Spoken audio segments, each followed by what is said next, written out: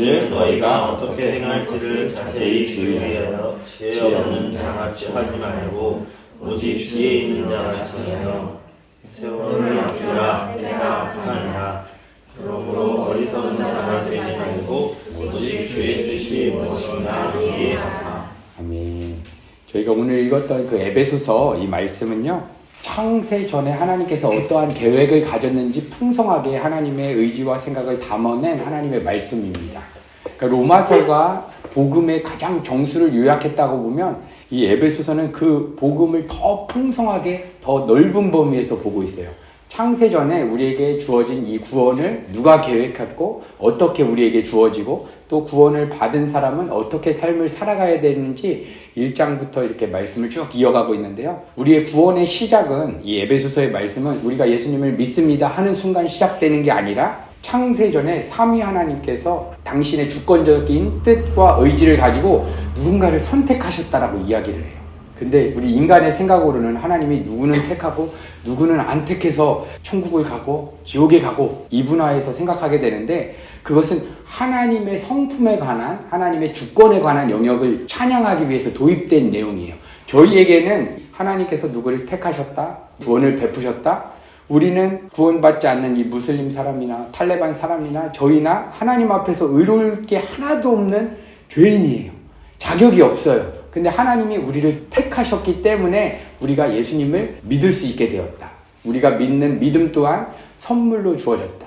그래서 아무도 우리가 받은 구원에 대해서 나는 저런 사람보다 더 훌륭하고 성실하게 살았기 때문에 이런 구원을 받았습니다 라고 하는 자기의를 단 하나도 제시할 수 없다. 이게 에베소서에서 처음으로 서두에서 시작하고 있는 메시지입니다.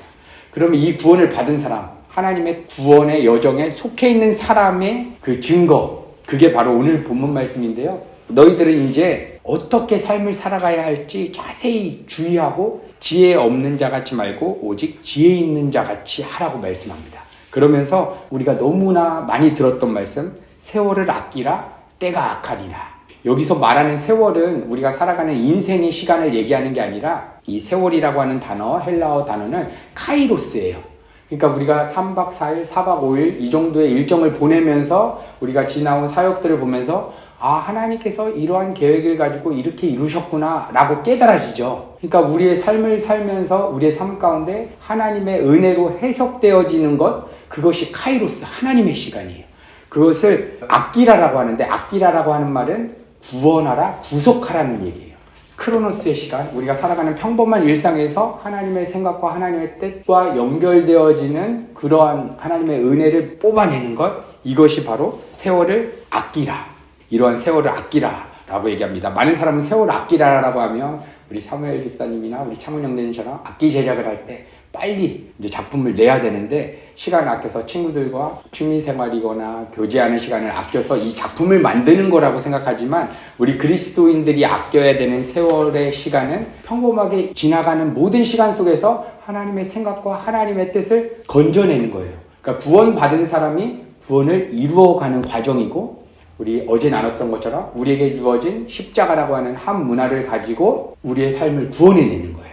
그러면 어떻게 우리가 구원할 수 있는가? 이제 세월을 아끼라 때가 악하다라고 얘기하고 있는데요. 하나님의 뜻과 연결되지 않는 우리의 삶은 본문에서는 악하다라고 얘기합니다. 이 세월을 아끼고 구원하기 위해서는요, 이 에베소서 말씀을 보니까 첫 번째로 인정해야 되는 것이 하나님의 주권이에요. 하나님이 누구를 택했다, 안 택했다? 아, 하나님은 그렇게 다 하실 수 있습니다. 먼저 주권인데, 하나님의 주권을 인정했던 우리 신앙의 선배들, 성경에 나와 있는 우리 신앙의 인물들을 바라보면 어떻게 시간을 구원해냈는지를 살펴볼 수 있겠어요. 먼저 구약의 우리 요셉 한번 생각해 보면 좋겠어요.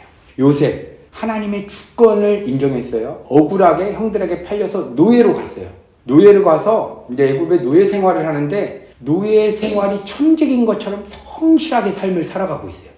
왜냐하면 이 노예 생활을 허락하신 분이 하나님이다. 형들이 나를 애굽의 노예로 팔았지만 하나님께서 허락하셨다.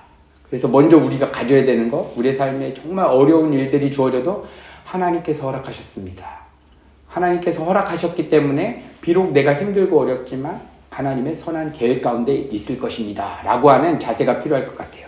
그 다음에 요셉은 얼마나 노예 생활을 잘했는지 보디발이 집안의 모든 재정 담당을 다 요셉에게 맡겼어요. 그리고 나서 보디발의 아내가 이제 유혹을 하죠. 그때 요셉의 나이가 18세 건강한 미소년이었던 것 같아요. 아마 저의 외모와 좀 비슷한 것 같습니다. 그래서 보디발의 아내가 유혹을 한 거예요. 청년, 너무 멋지다. 오늘 나에게 그렇게 성적인 것을 베푼다면 너에게 노예 생활이 아니라 평탄한 삶을 줄 것이다. 이렇게 유혹을 하게 됐어요. 그때 요셉은 결단합니다. 하나님 앞에서 거룩을 지키기 위해서. 그래서 강간범이 돼서 감옥에 들어가요. 근데 강간범이 돼서 감옥에 들어갔는데 하나님에 대한 거룩을 지키기 위해서 유혹을 뿌리쳤는데, 우리 생각으로는 하나님을 위해서 우리가 거룩을 지키기 위해서 성실하게 삶을 살아가고 어떠한 결정을 할 때 평탄한 길이 열릴 것이라고 하는 기대가 있는데, 성경에서는 형통하다 구절마다 어떻게 써있냐면 요셉이 노예로 팔리고 강간범이 될 때 형통하다라고 얘기를 해요. 형통은 하나님이 함께하는 상태예요. 그러니까 요셉이 그 강간범이 됐을 때도 버틸 수 있었던 한 가지 끈이 하나님의 주권이었어요. 하나님이 허락하셨다. 하나님이 나를 강간범이 되도록 허락하셨다. 사도 바울도 죽을 때까지 두들겨 맞고 완전히 감옥에 갇혔을 때 하나님이 허락하셨다. 이 하나님이 허락하셨다. 하나님이 나에게 의도적으로 도입하셨다. 강간범이 되도록 도입하셨다라고 하는 그 하나님의 주권을 먼저 인정할 때 비로소 정말 내가 피하고 싶은 그 순간 가운데에서 하나님의 뜻과 하나님의 계획을 건져낼 수 있는 세월을 아끼는 삶을 살 수 있을 것 같아요. 그러면 우리가 어떻게 세월을 구속할 수 있을지 오늘 본문 말씀 15절에 이렇게 이야기하고 있어요. 그런즉 너희가 어떻게 행할 것을 자세히 주의하여 지혜 없는 자 같이 말고 오직 지혜 있는 자 같이 하여. 지혜 있는 자 같이 하라는 거예요. 지혜 있는 자가 누굴까요? 지혜. 이 세상에서 말하는 지혜는 어려운 인생 문제를 빨리 해결하고 수학 문제를 잘 푸는 그러한 원리, 이런 것을 지혜라고 하는데, 성경에서 말하는 지혜, 시편 보면요, 시편 기자는 지혜라고 하는 것을 의인화해서 얘기하는데, 지혜는 예수 그리스도예요. 성경을 통해서 볼 때 모든 지혜는 예수 그리스도. 지혜 있는 자처럼 해라. 지혜 있는 자가 이 땅에 오셔서 행하신 것은 하나님의 주권을 가지고 계셨어요. 성자 예수님은. 그러니까 십자가 사건을 안 지실 수도 있고 근데 거부하실 수도 있는데, 성부 하나님의 주권에 전적으로 따랐고, 요한복음에 보면 예수님께서 행하신 모든 기적과 모든 말, 자신의 뜻과 자신의 원함을 가지고 행했던 것이 하나도 없고, 뭐라고 예수님께서 말씀하시냐면 내가 행하는 모든 것은 아버지께서 나에게 행하게 하시고 소원을 주시는 것 따라서 흘려냈다. 예수님은 하나님의 복사판으로 사셨어요. 하나님의 소원, 하나님의 뜻. 그러니까 예수님께서 이 땅에 사신 모든 삶은 카이로스의 시간만 사셨죠. 물을 포도주로 바꾸는 사건도 의도적으로 예수님이 어떤 의지를 갖고 주체적으로 행한 게 아니라 하나님의 소원과 뜻에 따라서 그냥 담아내신 거예요. 그러니까 지혜 있는 자 같이 행해야 되는데, 지혜 있는 자가 행하신 놀라운 일, 바로 십자가 사건이에요. 십자가에서 예수님의 독단적인 생각과 판단, 모든 것 다 포기하고 순종의 길을 가셨던 것처럼 우리가 평범한 삶, 또 지금 이러한 사역 가운데서는 하나님의 은혜들을 우리 공동체가 함께 모여있기 때문에 서로의 간증, 느꼈던 걸 나눌 때 하나님이 이런 계획 가운데에서 이런 일들을 베푸셨구나, 은혜로 해석되어지는데, 평범한 삶으로 돌아가면 매일매일 반복되는 삶, 그때 들어가면 카이로스의 시간을 우리가 구원해낸다는 건 정말 어려워요. 그때 해야 되는 작업이 지혜 있는 자처럼 해야 된다. 지혜 있는 자가 행하신 것이 바로 십자가다. 그래서 하루를 시작할 때, 평범한 하루를 시작할 때 하나님 알바니아에서, 코소보에서 우리가 행했던 그 사역 정말 감동되는데, 그때만 존재하는 하나님이 아니라 하나님은 영존하시기 때문에 평범한 일상 가운데 지금 하나님은 영광을 받으셔야 되고, 내 평범한 일상 가운데에서 정말 하나님의 생각과 은혜로 해석되어지는 내 시간을 하나님 건져주셔야 합니다라고 우리가 기도해야 될 것 같아요. 그러니까 중요한 것은 우리가 평범한 일상 가운데서 하나님의 뜻과 하나님의 은혜와 연결지어서 우리의 삶을 바라보는 거예요. 하나님께서 왜 이곳에 두셨는가? 왜 이탈리아 땅 가운데 있게 하셨는가? 하나님 앞에 우리가 기도하기 시작할 때 하나님께서 지금 내 삶 가운데 가지고 계셨던 하나님의 뜻을 발견하게 되는 거예요. 그것을 발견하게 되면 놀라운 축복이 있는데요. 우리가 정말 고통스럽게 막혀있는 상황은 똑같죠. 요셉은 노예로 팔리는 상황은 이 세상의 눈으로 보면 저주였을 것 같아요. 하나님의 생각과 뜻과 연결지어서 생각하지 않으면 노예로 팔린 것은 저주고 강간범이 돼서 감옥살이 하는 것은 저주였을 것 같아요. 그런데 하나님께서 어떠한 계획과 뜻이 있어서 이곳에 보내셨다? 우리 하나님께서 이 강간범이 되도록 하셨다면 이 감옥에서 하나님께서는 반드시 하나님의 뜻을 이룰 것이다. 그래서 우리가 돌아갔을 때 정말 어려운 순간에 기억하였으면 좋겠는 것은 하나님께서 이 상황을 의도적으로 몰고 가셨고 이 상황을 통해서 구원의 대역사를 이루시기 위해서 한 과정으로 쓰시는 거죠. 그러니까 이 우리의 인생의 어려움은 그 어려운 순간 그대로 하나님 두시지 않고 결국에 주님 다시 오실 때 정말 우리의 몸이 다 호련히 변해서 그 하나님의 나라에 그 들어갈 때까지 하나님께서 이 구원의 역사를 이루어 가시는데 그 구원의 역사에 우리가 동참하기 위해서는 십자가 하나를 놓치면 안 되는 것입니다. 십자가 바라보면서 하나님 이 강간범이 된 상황이 나쁘다라고 판단하는 내 마음을 주님의 십자가에 포기합니다. 하나님께서 허락하셨으면 무조건 선입니다. 아들 이삭 바치라고 하면 그거 선입니다. 이 세상 종교에서 볼 때 자녀를 바쳐 대단해서 죽이려고 하면 인신 제사잖아요. 그러한 저속한 신이 어디 있나. 그런데 믿음이 들어오면 하나님께서 그렇게 하라고 하시는 모든 것이 선한 계획 가운데 있구나 라고 하는 하나님의 주권을 우리가 먼저 인정하고 우리가 밀라노 돌아가서도 우리가 소소한 일상 은혜교회의 공동체로 우리가 같이 예배할 때도 하나님 이 땅 가운데 주신 하나님의 주권과 뜻을 인정하고 하나님의 그 뜻과 은혜와 연결지어서 우리의 삶을 바라볼 수 있도록 하나님 도와주세요. 이렇게 기도할 때에 하나님께서 우리의 전 인생을 통해서 정말 구원을 이루어 가시는 것들을 보게 될 것 같습니다. 마지막으로 우리가 살펴보면 17절 말씀에 그러므로 어리석은 자가 되지 말고 오직 주의 뜻이 무엇인지 이해하라. 어리석은 자는요, 마음의 깊은 골이 썩었다는 거예요. 그러니까 우리의 마음이 하나님과 연결되지 않은 상태에서 생각하는 모든 것은 어리석은 사람.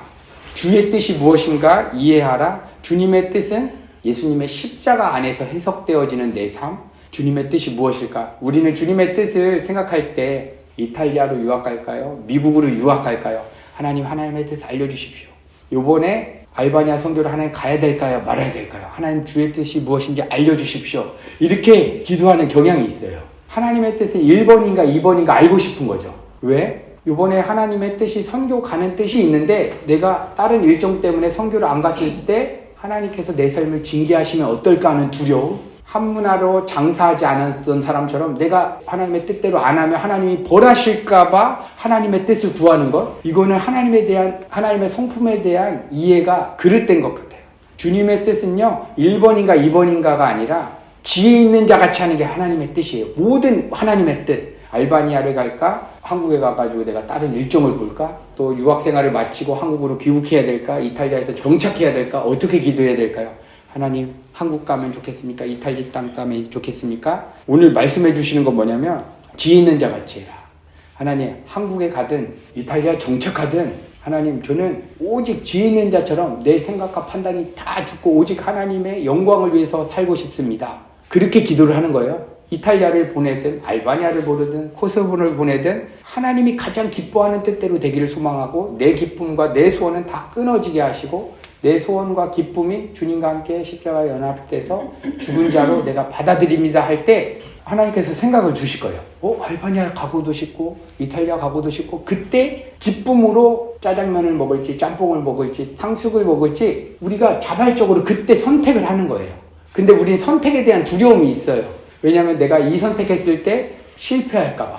그게 장사를 못하는 거예요. 두려워서. 내가 이거 잘못 선택하면 하나님이 내 삶을 징계하시면 어떨까? 그때 실수 주인이 다 책임지는 거예요. 그래서 우리가 밀라노 땅에 돌아가서 앞으로 삶을 살아갈 때 하나님의 뜻을 구하면서 살아갈 때 두려워하지 마시고 십자가에서 하나님 내 삶의 모든 주권은 하나님께 있습니다. 내 기쁨, 내 영광이 아니라 하나님이 조금 더 드러나면 내가 어떤 길이든 가겠습니다 할 때 하나님께서 어떤 것에 대해서는 좀 불편한 마음을 주시고 어떤 것에 대해서는 좀 기쁨의 마음을 주시면 자연적으로 선택해요. 근데 선택이 우리의 인간적인 욕망이 끼고 욕심이 껴서 실패할 수도 있죠.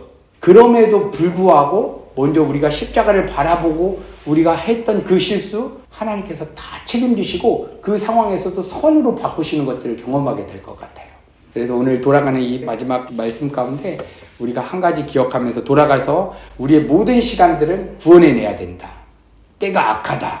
때가 악한 상황에서 시간을 구원하는 것은 하나님의 뜻과 의지와 연결지어서 내 삶을 바라보는 것, 그 바라보는 통로는 예수 그리스도의 십자가이기 때문에 하나님 내 삶에 주어진 지금 환경, 유학생활로 있고 이탈리아 교민으로 있고 이 선교사 사역으로 있는데 하나님 이 땅에 나를 보내신 하나님의 주권과 뜻을 인정하고 걱정되고 염려되는 모든 마음 다 내려놓고 하나님 저를 통로 삼아서 하나님의 일들을 하시옵소서. 이렇게 기도할 때 하나님께서 여기 계신 우리 밀라노 은혜교회 팀과 우리 선교사님 통해서 하나님은 하나님의 그 엄청난 아름다운 작품을 그려가실 거예요. 여기 계신 분들 저 또한 저는 그냥 연필이라고 생각해요. 하나님이 잡으시는 연필. 잡으셔가지고 하나님께서 그림을 쓱쓱쓱 그려내시는데 연필 자체가 대단한 게 아니잖아요. 연필이 누구 손에 잡히느냐. 그러니까 우리의 어떠한 음악적인 실력, 인간적인 아름다운 성품, 우리의 스펙 아무것도 소용이 없어요. 하나님이 그냥 잡으시면 정말 아름다운 작품들을 그리시는 것 같아요. 그래서 우리가 하나님의 연필처럼 하나님 저를 잡으시고 하나님의 뜻을 그려주시옵소서 이렇게 오늘 기도하면서 오늘 마무리하셨으면 좋겠습니다. 아버지 하나님 감사합니다. 이 4박 5일의 귀한 여정을 통해서 정말 하나님의 나라가 무엇인지 정말 평범한 일상 가운데 살아갈 때 정말 무엇이 정말 소중한 가치이고 우리의 삶의 의미인지 하나님 잠시나마 우리 지체들에게 저에게 깨닫게 하시고 알게 해주셔서 감사합니다. 또한 이곳에서 사역하시는 귀한 선교사님들의 삶을 보니까 정말 하나님께서 쓰시는 귀한 사람들의 인생이 어떠한지 우리가 다시 한번 느끼게 됩니다. 하나님 저희도 아무런 자격과 조건이 없지만 앞으로의 남은 인생 하나님께서 쓰시는 의의 병기가 되기를 간절히 소망합니다. 하나님 우리가 아무리 연약하고 아무리 부족해도 하나님께서 잡으신다면 정말 하나님의 귀한 역할 가운데 우리가 쓰임받는 그런 통로가 될 것인데 하나님 그러기 위해서 하나님 오늘 말씀처럼 세월을 아끼는 삶을 살아가고 싶습니다. 시간을 구원하는 삶을 살아가고 싶습니다. 평범한 일상, 매일매일 반복되는 일상, 이 세상의 사람들은 막연한 미래를 위해서 공허한 마음을 가지고 지금 이 순간 동행하는 하나님과 동행하는 지금 현재의 삶을 살아가지 못하고 미래의 막연한 나를 위해서 정신없이 살아갑니다. 그러나 하나님 주님께서 말씀하셨습니다. 내일 일을 염려하지 말라라고 말씀하셨습니다. 이 말씀은 너희들은 내일 아무런 걱정하지 말고 지금 이 순간 너희들과 동행하는 하나님을 누리며 살아가라고 말씀하시는 것 같은데 하나님 저희가 미래를 바라보지 않고 지금 이 순간 나와 동행하는 하나님 알바니아와 코소보와 이 땅 가운데 우리와 동행했던 그 하나님의 성품을 여기에서뿐만 아니라 밀라노에 돌아가서 우리의 골방에서 직장에서 삶의 현장에서 하나님과 동행하는 삶 그래서 평범한 일상 가운데 하나님의 생각과 하나님의 소원을 우리가 건져내는 그러한 믿음의 삶 살아갈 수 있도록 하나님 축복하여 주시옵소서. 또한 앞으로 인생 가운데 하나님 우리가 결정의 순간이 너무나 많이 있습니다. 주님의 뜻이 무엇인지 우리가 구해야 될 때가 많습니다. 하나님 그때마다 우리가 하나님을 그릇된 하나님의 성품으로 이해하지 않도록 하나님 도와주십시오. 하나님 우리가 실수하고 우리가 넘어질 때 우리를 벌하시고 책망하시는 하나님이 아니라 이제는 하나님이 나의 모습을 볼 때 하나님이 기뻐하지 않으시면 어떠하실까? 하나님이 나의 모습을 볼 때 얼마나 마음이 아프실까? 그 하나님의 은혜와 사랑 때문에 우리가 자발적으로 하나님의 뜻을 구하는 그러한 자 되도록 인도하여 주시고 모든 결정과 모든 하나님의 뜻을 구하는 것에 있어서 지혜 있는 자가 행하신 것처럼 십자가에 하나님 내 생각과 내 판단을 다 내려놓고 성령님 우리 안에 하나님의 소원 부어주시옵소서. 우리가 실질적인 어떠한 결정할 때 하나님이 기뻐하는 대로 우리가 살고 싶습니다. 그런데 우리 연약한 죄인이기 때문에 내 생각과 내 의지가 끼는데 하나님 제발 내 생각과 내 뜻이 내려놓게 하나님 도와주시고 십자가에 죽으신 그 주님과 내가 주님과 함께 죽었음을 믿음으로 받아들임으로 하나님께서 모든 우리 실질적인 필요와 결정의 순간 가운데 하나님께서 우리 안에 친히 소원을 두고 행하게 하시는 그 성령의 역사를 날마다 삶 속에서 경험할 수 있도록 주님 축복하여 주시옵소서. 하나님 이제 밀라노로 돌아가게 됩니다. 여기 남아 계신 선교사님들 우리가 기도로 함께 동역하게 하시고 앞으로 하나님 어떠한 사역들 아름답게 이루실지 우리 다음 사역도 하나님께서 인도하실 것 기대하며 하루하루 살아갈 수 있도록 축복하여 주시고 우리가 만났던 모든 지체들 가운데 하나님의 복음이 흘려들어가 그들도 정말 우리가 하나님 나라에서 뵐 수 있는 그러한 영광이 있도록 주님 축복하여 주시옵소서. 모든 말씀 예수님의 이름으로 기도드렸습니다. 아멘.